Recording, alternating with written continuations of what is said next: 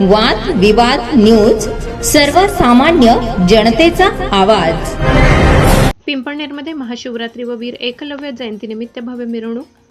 पिंपळनेर शहरात महाशिवरात्री व वीर एकलव्य जयंतीनिमित्त भक्तिमय वातावरणात भव्य मिरवणुकीचे आयोजन करण्यात आले. शहरातील राम मंदिर परिसरातून मिरवणुकीची सुरुवात झाली. कार्यक्रमाचे अध्यक्षस्थान धर्मेंद्र बोरसे यांनी भूषविले, तर उपाध्यक्ष म्हणून मच्छिंद्र गायकवाड उपस्थित होते. पिंपळनेर नगर परिषदेच्या वतीने नगराध्यक्ष योगिता चौरे, उपनगराध्यक्ष योगेश नेरकर यांच्या हस्ते भगवान शंकर व भगवान एकलव्य यांच्या प्रतिमांना पुष्पहार अर्पण करून दीपज्योत प्रज्वलित करण्यात आली. त्यानंतर बँड, जयघोष आणि पारंपरिक वेशभूषेत सजवलेली मिरवणूक शहरातील प्रमुख मार्गावरून उत्साहात काढण्यात आली. या प्रसंगी डॉक्टर जितेश चौरे, पिंपळनेर पोलीस स्टेशनचे कर्तव्यदक्ष API किरण बर्गे, PSI राजेंद्र मोरे, आदिवासी एकता परिषद अध्यक्ष डोंगर बागुल, पंचायत समितीचे माननीय सभापती संजय ठाकरे, देविदास सोनवणे, माननीय माजी सरपंच पिंपळनेर, सर्व नगरसेवक मोठ्या संख्येने उपस्थित होते.